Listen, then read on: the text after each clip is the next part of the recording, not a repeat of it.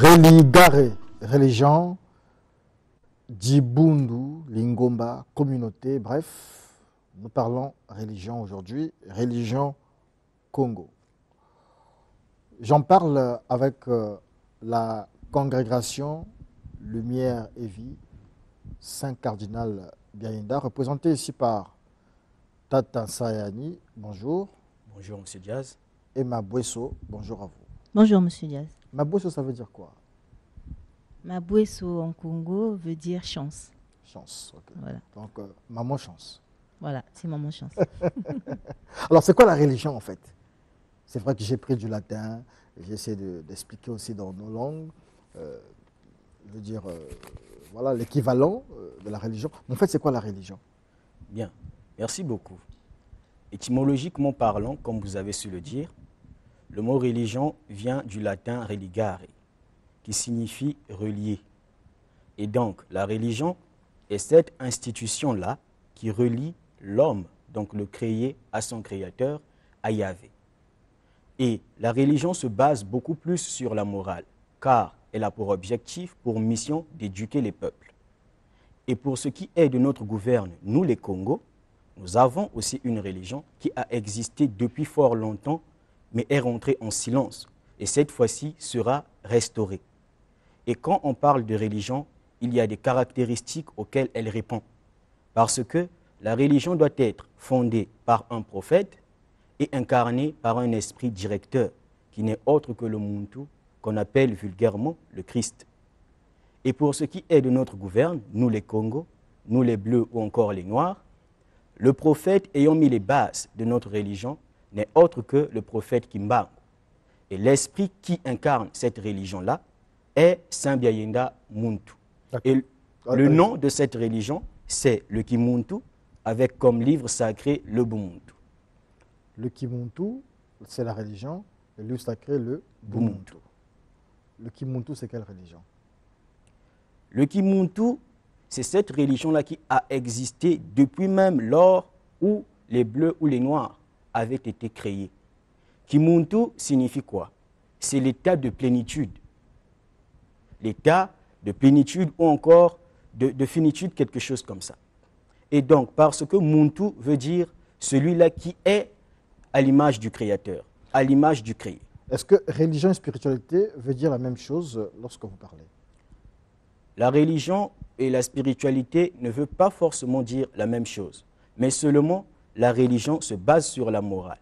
Et la spiritualité est liée à ce qui est de l'esprit. Vous êtes revenu sur une expression, sur une formulation à 2 ou 3 reprises, nous les Congos. Alors, lorsque vous parlez des Congos, est-ce que vous faites allusion à cette partie de la population du Poul? Parce que la population du Poul est composée des Congos, de l'Ari et bien d'autres certainement. Lorsque vous dites Congo, est-ce que vous faites allusion à cette partie de la population-là? Nous les Congos, oui. Quand nous parlons des Congos, nous faisons ici allusion à tous les Noirs. Pourquoi? Parce qu'au départ, quand Yahvé crée Adam et Ève, nous connaissons tous l'histoire qu'il y a eu déchéance, car Lucifer a trompé la femme. Et Lucifer a laissé sa marque sur toute la descendance de Ève. Et donc cette descendance-là portait déjà la tare de la sorcellerie ou la marque de la bête donc de Lucifer. Il était donc question de créer un nouveau peuple dont Lucifer n'aura pas la même mise. C'est de là que Yahvé, donc les Elohim, utilisent le premier homme, qui n'est autre qu'Adam, en notre langue Kikongo, le Muntu, et la couple avec l'esprit support de la terre, qu'on nomme Elkut ou encore Malemba. Et de cette union d'Adam et Malemba est né le premier ancêtre noir ou encore Congo, qui n'est autre que Tata Nzalampandu. Et ce peuple Congo... Caïn ou Abel? Vous dites non, ce n'est pas Caïn, ce n'est pas Abel. Mais le premier ancêtre noir ou Congo est Tata Nzalampandu. Nzala signifie le plaisir et Mpandu c'est le bien, c'est-à-dire plaisir de faire du bien. C'est ce que révèle la définition partant de l'étymologie Kikongo.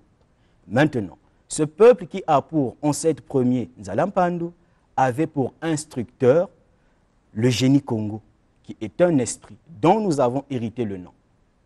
Et génie Congo, Congo veut dire quoi? On a Ko et on a Ngo. Ko exprime une entente scellée dans le silence. Et Ngo, c'est le léopard. D'où Congo veut dire la force silencieuse du roi. Pourquoi? Parce que Ngo, qui n'est autre que le léopard, exprime la royauté. Donc le pouvoir de Yahvé. Lorsque vous parlez des Congos, tous les Africains sont des Congos, tous les Noirs sont des Congos. Est-ce que nos amis en Mauritanie là-bas, parce qu'en Mauritanie, il existe des Noirs et aussi des gens de couleur, en fait, je veux dire non noirs, j'ai pas envie de dire blanc ou quoi que ce soit, en fait, non, des gens qui n'ont pas la couleur noire, mais qui sont des Mauritaniens. Lorsqu'on va en Chine, on a aussi des Noirs. On va en Inde, nous avons des Noirs. En Algérie, il y a des Noirs et des Blancs. Lorsque vous dites Congo, est-ce que c'est toute cette population-là? Le Bambara qui est là-bas au Mali, c'est un Congo. On va au Sénégal, au fin fond là-bas, ce sont des Congos aussi. Expliquez un peu ça, parce que je suis perdu. Merci beaucoup. Bien, lorsque nous parlons des Congos, ce n'est pas un appel à la discrimination raciale ou quelque chose du genre. Mais la réalité, c'est laquelle? C'est que tous les Noirs, qu'on appelait indignement noirs, mais sinon on parle des Bleus, sont des Congos. Mais les Blancs, par exemple, parce qu'aujourd'hui, en Afrique, en Algérie, par exemple, tel que vous l'avez dit, il y a des Blancs, mais qui sont considérés comme étant des Africains. Mais quand nous parlons des Bleus ou nous parlons des Noirs, on fait ici allusion à tous ceux qui ont la peau noire. Est-ce que, question quand même, la religion devrait-elle être universelle ou elle doit dépendre des communautés? La religion, est-ce qu'elle ne doit pas être universelle? En réalité, la religion devrait être universelle. Parce qu'au départ, déjà, l'histoire nous révèle que les Noirs ou encore les Congos sont les grands civilisateurs de l'humanité. Et pour arriver à ce stade-là, au départ, au cours de notre première émission, nous avons parlé de la coutume, de la culture et de la civilisation dont l'appareil qui assure le relais de ces trois instruments-là n'est autre que la religion. Ça veut dire quoi? Que pour parler de civilisation, la religion Congo ou noire avait bel et bien existé. Et à cette époque-là, on sait tous que même les Hébreux ont eu à étudier chez nous les Bleus. Même Emmanuel, que vous appelez... En Banza Congo ou c'est pas où? Non. Au fait, les Congos, ils vivaient où? Parce que c'est quand même une précision qu'il faudrait donner aux gens. Nzalampando, qui est le premier ancêtre Congo, vivait dans la zone de Lure. Pourquoi? Parce que des instructeurs que les Congos avaient, il y avait l'archange Uriel et aussi le génie Congo. Et donc, Lure est tiré du nom de cet archange-là. Donc, la zone où étaient ces peuples-là, donc les Congos, étaient appelés la zone de Lure. C'est où la zone de Lure aujourd'hui? Aujourd'hui, la zone de Lure se trouve en Éthiopie. Et dans la zone de Lure, on avait trois grandes villes. On avait Nubie, on avait Moab et on avait Madian. D'accord. Merci de nous donner... J'aimerais quand même... Allez-y, complétez. Vous avez parlé de l'universalité en fait de la religion. Et dans les caractéristiques de la religion, Tatan Sayeni a dit qu'une religion est annoncée par un prophète, elle a un esprit directeur et il y a un livre. En similitude avec la religion, on va dire le judaïsme, parce que cette religion a été annoncée par le prophète Moïse. C'est plusieurs siècles après que Emmanuel, Christ, est arrivé sur terre. Et le livre de cette religion, si je ne m'abuse, c'est la Torah. C'est la Torah. Donc, dans les critères même de cette religion, on exclut tout ce qui se passe dans les communautés religieuses qui sont en train de naître ça et là, parce que pour qu'il y ait une religion, il faudrait qu'il y ait un prophète qui l'annonce. Si dans les temps reculés, c'était le génie Congo qui a eu à enseigner ce peuple et qui a eu à révéler certains enseignements à ce peuple, l'esprit directeur en ce temps-là, c'était Yahvé lui-même.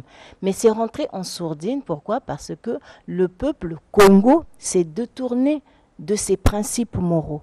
Donc, il y a eu à vénérer des dieux étrangers. Il y a eu à faire tout le contraire de l'enseignement qui lui avait été donné.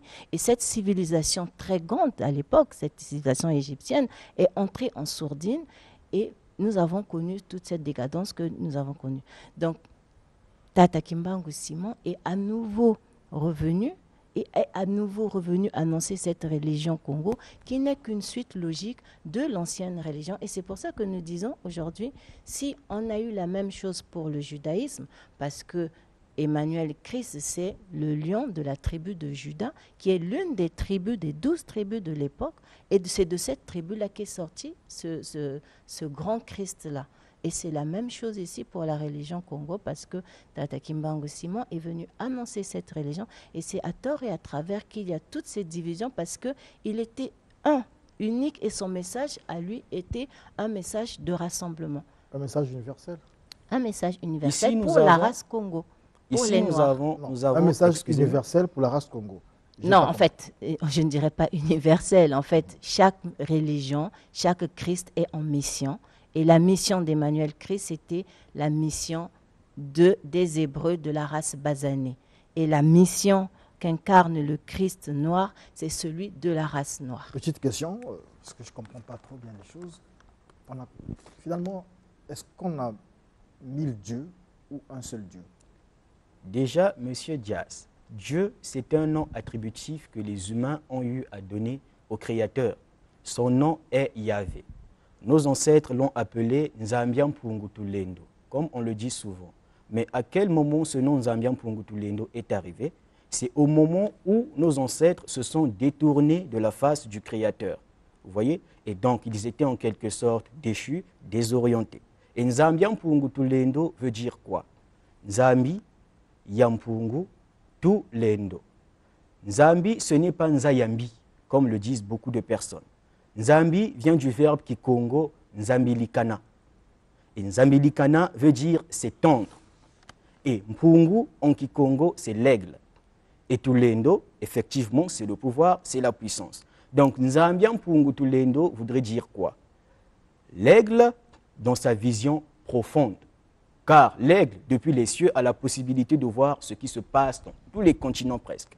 Et quand on parle de Dieu, c'est un nom codé, un mot sigle, qui signifie tout simplement démons innocentés, des êtres unifiés. Raison pour laquelle Emmanuel le disait même aux pharisiens. Emmanuel qu'on appelle aujourd'hui Jésus-Christ. Ne savez-vous pas que vous êtes aussi des dieux? Quand il parlait, il disait que le Père est unique. Qui a vu le Fils a vu le Père. Ça veut dire que les pharisiens ne pouvaient pas porter le nom de son Père, donc du Créateur. Voilà ce que signifie le mot Dieu. D'accord, on comprend le mot Dieu, mais comme tout le monde appelle le Créateur, l'être suprême, Dieu, on va utiliser cette expression, il existe combien de dieux? Il existe beaucoup de dieux parce que c'est un ensemble de démons. Donc, comme par exemple Jésus. Mais le Créateur est unique et il s'appelle Yahvé. D'accord. Le Créateur, c'est celui-là qui a créé les Congos. Il a créé aussi les autres peuples. Son nom, c'est Yahvé. Mais pourquoi vous, les Congos et tous les autres peuples ne peuvent pas faire partie d'une seule religion, d'une seule même religion? Que soit tout le monde soit dans la région Congo ou que les Congos soient dans d'autres religions aussi. Aujourd'hui, les Congos ne sont pas d'une même religion, ne sont pas plutôt dans une même religion, tout simplement parce qu'il y a eu beaucoup de facteurs qui sont entrés en jeu. Nous avons l'impérialisme, nous avons le colonialisme, nous avons le néocolonialisme. Vous savez, aujourd'hui, par exemple, vous retrouvez des Africains qui sont même plus chrétiens que ceux qui nous ont apporté la chrétienté. Vous avez des Africains ou encore des Noirs qui sont plus bouddhiques que ceux qui nous ont apporté ça. Donc, en réalité, ce problème est dû à ces facteurs-là. Et raison pour laquelle nous menons une lutte aujourd'hui à édifier les gens de telle sorte qu'ils reviennent à la case départ. Ici, en termes de religion Congo, nous avons la prophétie de Tata Kimbangu, qui est aujourd'hui la cause de beaucoup de débats, où il dit qu'il viendra un grand roi sacré, qui viendra avec 3 pouvoirs. Le pouvoir spirituel, le pouvoir politique et le pouvoir scientifique. Le fameux Nkwatulendo. Le fameux Nkwatulendo. Et dernièrement, nous vous avons fait savoir que le Nkwatulendo, c'est le Créateur lui-même. Nous avons 2 termes, parce qu'en Kikongo, les mots s'expriment et ont des explications claires. Nkwatulendo. Tulendo, c'est le pouvoir. Et Nkwa, c'est celui-là qui est propriétaire de quelque chose. Donc, Nkwatulendo voudrait dire celui qui est propriétaire du pouvoir. Et le propriétaire du pouvoir n'est autre que Yahvé lui-même, donc le Créateur. Le grand roi sacré étant Muntu, étant celui-là qui est envoyé par Yahvé avec cette mission d'incarner la religion, est l'expression même de Yahvé lui-même sur la terre. Et ici, Tata Kimbangu dit quoi? Il reviendra. Il sera lui-même le représentant de ce roi. Aujourd'hui, beaucoup attendent l'arrivée du prophète Kimbangu. Mais en réalité, ce n'est pas le prophète Kimbangu qui viendra physiquement. Mais le prophète Kimbangu est celui-là à qui on a assigné la mission d'établir la religion de la race bleue. Donc, de la restaurer. Ce fameux roi sacré, il est là déjà. Le grand roi sacré n'est autre que Saint Biayenda Muntu. C'est lui le Christ dans la race bleue qui incarne ces trois pouvoirs. Déjà, son statut de cardinal l'indique. Et quand on parle du retour de Kimbangu, déjà, il faut savoir que c'est le plus grand prophète de la race noire ou de la race bleue en ces temps contemporains. Ça veut dire quoi? Étant donné qu'il exprime la religion, son retour va s'exprimer à travers la religion qui a comme support le livre sacré. Donc le prophète Kimbangu ne reviendra pas physiquement, mais sera représenté par le livre sacré qui n'est autre que le support de la religion. D'accord. Vous voyez? En parlant de religion Congo, je vais quand même revenir là-dessus. Qu'est-ce qui caractérise la religion Congo? On va revenir là-dessus. Qu'est-ce qui caractérise la religion Congo? Bien, jusqu'à ce jour, la religion Congo n'a pas encore été restaurée. Parce que nous sommes au stade où il faudrait d'abord lutter pour que les Congos reviennent à leur authenticité ou encore reviennent à leur identité. Nous vous avons bien dit que cette religion-là a existé au départ, à l'époque, dans la zone de Lure. Mais aujourd'hui, déjà, Mabouesso nous l'a dit, qu'elle est rentrée en silence à cause de l'inconstance des Noirs ou encore des Bleus. Donc aujourd'hui, cette religion n'a pas encore pris forme. Mais le processus est en cours parce que le prophète Kimbangu nous a même dit qu'il viendra un Longi, un instructeur qui sera là pour écrire le livre sacré avant l'arrivée du grand roi. Ici, on nous parle de l'arrivée du grand roi, on nous parle du Longi qui est peut-être déjà là, en train d'écrire le livre sacré. C'est qui? Le Longi. Bien, mais vous savez certainement le grand qu'il est Muntu. connu. C'est le grand Muntu. C'est vous qui le dites. Non, moi je vous pose la question. On essaie d'apporter de lumière et des Oui, éclaircissements. est-ce que c'est le grand Muntu le Longi? C'est vous qui le dites, monsieur Diaz. Ah, vous faites comme Jésus en fait. D'accord, donc pour ceux qui nous suivent, le grand Muntu, c'est le responsable de la congrégation Lumière, Vie, Saint-Cardinal Biayenda. C'est le créateur physique de la congrégation et c'est... Voilà. Est-ce qu'on peut dire que, d'après vos explications, en fait, la religion Congo a cessé d'exister et vous voulez la restaurer? Effectivement, la religion Congo a cessé d'exister, mais maintenant, déjà, les enjeux spirituels ou encore mystiques le démontrent ou le disent même. En ce moment, l'invisible se bat à ce que les Congos retrouvent leur identité, à ce que cette religion-là puisse prendre forme, parce qu'aujourd'hui, il faut savoir que les Congos, ce sont ceux-là qui ont pour mission de diriger l'humanité. Elle n'a pas cessé d'exister en tant que telle. Elle est rentrée en sourdine, en silence. Et ce qu'on essaye de faire, ça et là, d'aller remuer le cocotier d'une manière que nous connaissons tous, c'est une façon assez maladroite de remettre à niveau cette religion Congo. Et c'est dommage que nous ne soyons pas unis, c'est dommage que nous essayons, chacun de nous, de tirer la couverture de son côté. Nous parlons tous la même chose, mais de manière différente, avec des approches différentes. Est-ce que l'esprit révélateur de la religion Congo est là, même si la religion, comme vous dites, est en sourdine? L'esprit révélateur est bien là. C'est qui? L'esprit révélateur est le génie Congo parce que c'est lui en premier qui a révélé cette religion-là. Et à l'époque de la zone de Lure, on ne pouvait pas parler de la notion du Christ parce que l'humain, donc les Congos, étaient en harmonie avec Yahvé. Pourquoi aujourd'hui nous parlons du Christ? Pourquoi nous parlons de l'avatar, du Messia et ainsi de suite? C'est parce que l'humanité a perdu l'harmonie réelle avec le Créateur. Donc il faudrait qu'il y ait un esprit mandaté par le Créateur lui-même qui vienne pour instruire donc les humains, rétablir l'harmonie entre le Créateur et le créé. Mais celui en premier qui a révélé cette religion-là est le génie Congo à l'époque, avec comme esprit directeur Yahvé le Créateur lui-même. Parce que, laissez-nous vous dire, Yahvé apparaissait même à nos ancêtres physiquement.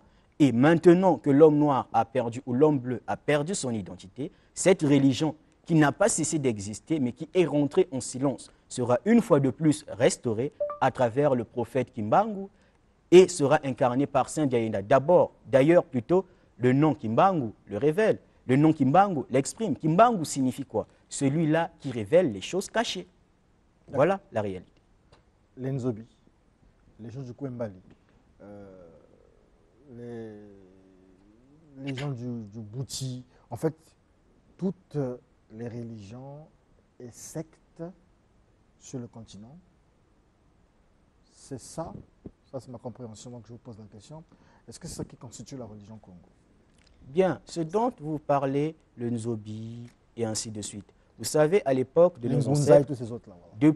depuis la zone de Lure, il y avait une école qui était chargée d'instruire les Noirs, d'instruire les Bleus. C'est cette école-là qu'on appelait le Lemba. Le Lemba, pourquoi Lemba? Parce que c'est le nom tiré de notre mère génitrice, qui n'est autre que la génie Elkout, qu'on appelle en notre langue Kikongo, Malemba. Et dans le Lemba, on avait beaucoup de disciplines. Il y avait le Kingunza, il y avait le Nzobi, effectivement, qui a existé depuis même Lure, il y avait le Mianda, il y avait le Kubungu, et il y en avait beaucoup d'autres. Aujourd'hui, c'est à tort et à travers qu'on considère certaines communautés comme étant des religions. Par exemple, le Kingunza. Kingunza, c'est un mot Kikongo qui vient d'un arbre qu'on appelle Nguzi ou Lunguzi. Et l'arbre appelé Lunguzi, et cet arbre-là à l'époque que nos ancêtres utilisaient pour concevoir des instruments à cordes, qu'on appelle en Kikongo Nsambi ou encore Nguzi. Et ces personnes-là qui jouaient cet instrument étaient appelées Ngunza. Pourquoi? Parce que dès lors qu'ils jouaient cet instrument-là, ils éveillaient les ancêtres. Et ceux qui étaient même présents, très souvent tombaient en transe. Et celui-là qui jouait même cet instrument appelé Nsambi tombait en transe et prophétisait, soignait en faisant des attouchements et ainsi de suite. Et donc, cette personne-là qui tombait en transe, qui soignait, et ceux-mêmes qui étaient présents, qui soignaient en cette époque-là, étaient appelés Ngunza. Et donc, Ngunza veut dire guérisseur. Et déjà, le mot l'indique. Ngunza, c'est guérisseur. C'est comme vous aujourd'hui, si vous avez la possibilité de recevoir des plantes médicinales à travers les rêves, et lorsque vous les mettez en pratique et que les manifestations physiques de la guérison se font, on peut vous appeler Ngunza. Donc un Ngunza, c'est un guérisseur. Le mot Ngunza n'exprime pas une religion. D'accord. Alors, à notre ère aujourd'hui, on voit, nous avons l'islam, nous avons le christianisme, nous avons ces religions africaines, nous avons des religions au niveau, les religions orientales, mouvements religieux et tout ça.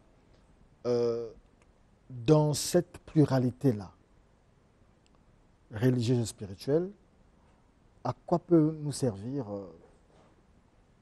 de ressusciter, d'exhumer ou de faire revivre une certaine religion Congo?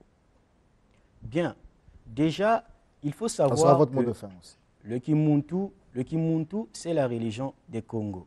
Et s'il faut francophoniser, on parlera donc du Muntuisme. Et le rapport de cette religion-là, c'est laquelle? C'est que l'homme, le créé, doit glorifier Yahvé le Créateur, et le Créateur, à son tour, sanctifie le Fils, donc l'homme. Aujourd'hui, c'est à tort et à travers, lorsqu'on parle par exemple du christianisme, on parle par exemple de l'islam, ce ne sont pas des communautés, des organisations qui devraient être considérées comme étant des religions. Pourquoi? Parce que le christianisme n'a pas été mis en place par un prophète. Le christianisme a été créé au cours même d'un concile politique à travers l'empereur Constantin Ier. Et c'est Paul de Tarse qui était un soldat romain, un eunuque, faisant partie du peuple même qui a tué le Christ Emmanuel, qui a en quelque sorte mis les bases en place du christianisme. Et l'esprit directeur du christianisme, c'est Jésus, que vous appelez Jésus-Christ. Mais en réalité, ce n'est pas le Christ qui est venu dans la race basanée ou la race blanche. Son nom réel, c'est Emmanuel. Donc c'est à tort et à travers qu'on invoque aujourd'hui Jésus. Voilà pourquoi avec ces pluralités de religions-là, on se rend compte que rien ne marche. Laissez-nous vous dire qu'aujourd'hui, ça fait plus de 2000 ans que le noir ou le bleu est chrétien. Ça fait plus de 2000 ans qu'on est bouddhiste, qu'on est hindouiste et ainsi de suite. Mais qu'est-ce qui a réellement changé en Afrique? C'est en Afrique où on retrouve des gens qui prient beaucoup. C'est en Afrique où les églises se remplissent. Allez aux Pays-Bas, allez en France, vous vous rendrez compte que même dans les églises, il y a peut-être 10 personnes. Et parfois, il n'y a pas de prêtre. C'est une personne qui a une connaissance biblique qui est censée venir édifier les autres. Merci beaucoup, c'est la fin de cet entretien. Mais vous allez rappeler votre siège, comme il est d'usage dans Studio 210. Mais comme je disais, j'ai encore posé une question quand même. lorsque je vous dis Émile Houphouët-Boigny, ça vous renvoie à quoi? Il est dit dans la Bible que des vautours.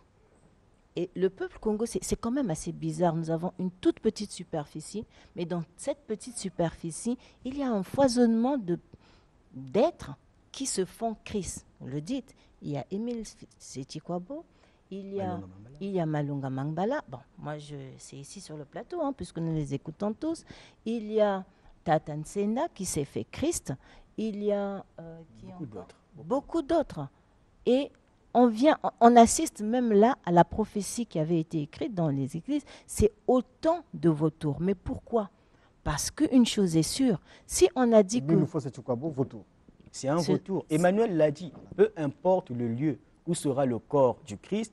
Donc, quand il parle de l'avènement du Fils de l'homme, il dit que peu importe le lieu où sera le cadavre du Christ, donc du Fils de l'homme, là se rassembleront les vautours. Alors, Émile Houphouët-Boigny, vautour, Papa Isaïe. Il ne s'est pas fait Christ. Est-ce qu'il s'il s'est fait Christ, quand je dis ce nom vous inspire quoi? c'est quelqu'un dont on entend beaucoup parler dans la société, mais que nous ne maîtrisons pas vraiment. Mais si déjà il s'est autoproclamé Christ, donc Muntu, ça veut dire que c'est un vautour. D'accord. C'est moi Kimbangu, vous avez déjà dit. Mais si on prend prophète Yokangedi, William Yokangedi. Bon, là, on ne sait pas. Si toutes ces personnes, ce qu'il faut savoir, c'est quoi? Quand on parle de vautour, on fait allusion à toutes ces personnes-là qui veulent usurper le titre de Muntu ou de Christ. Si déjà ces personnes que vous évoquez... Ah donc Malonga Mambala aussi, c'est un vautour. C'est un vautour. Est-ce qu'il a été annoncé par un prophète? Puisque nous avons donné ici les caractéristiques de la religion. Est-ce qu'il a été annoncé par un prophète? Est-ce qu'il incarne l'esprit directeur de Yahvé le Père? Parce qu'on ne se fait pas Christ comme ça. Tata Biaenda lui-même, quand il est arrivé, aucune personne n'a reconnu en lui son état christique. Il était d'une humilité, il regroupait tout autour de lui. Il l'a dit, il a été l'exemple vivant, même parce qu'il a témoigné de sa vie, il a témoigné d'Emmanuel Christ. Donc, on ne se fait pas Christ en se levant comme ça un bon matin en se disant « Je suis l'incarnation du Fils du Père ». Ce n'est pas possible. Merci beaucoup, Mabwesso et Tata Nsayani. Nsayani, ça veut dire quoi? Je vais demander à Mabwesso. Nsayani veut dire ma joie. Mais dans ma famille, aucune personne n'a déjà porté ce nom. C'est par rapport aux circonstances qui se sont présentées le jour de la naissance qu'on attribue ce nom. Rappel du siège et des contacts. Le siège de la congrégation Lumière et Vie se trouve à Kelekele, après Ngangalingolo. Et nos jours d'activité sont le mardi à 15h pile, où nous avons une prière en honneur de Saint Biaenda. Mercredi à 15h pile, nous avons culte, messe d'exhortation ou spéciale. Jeudi à 15h pile, nous avons des prières d'intercession animées par la fraternité Mpisa Congo. Les vendredis à 15h pile, nous avons des séances d'exorcisme ou de délivrance ou encore spéciales. Les samedis à 12h pile, nous avons consultation spirituelle. Et les dimanches à partir de 9h30, nous avons des enseignements spirituels qui sont réservés qu'aux futurs religieux. Et pour le numéro de téléphone, il n'y a pas de problème, Mabwesso va nous en parler. Le numéro de téléphone, c'est le 05 579 39 21. Là, on tombe sur le Grand Muntu ou bien sur vous? Sur le standard de la CLV. D'accord. Merci beaucoup. C'était Aréam avec nos amis de la congrégation Lumière et Vie, Saint Cardinal Biaenda. Nous parlions de la religion Congo. C'était Aréam et tout de suite, entretien avec Auguste Balandami.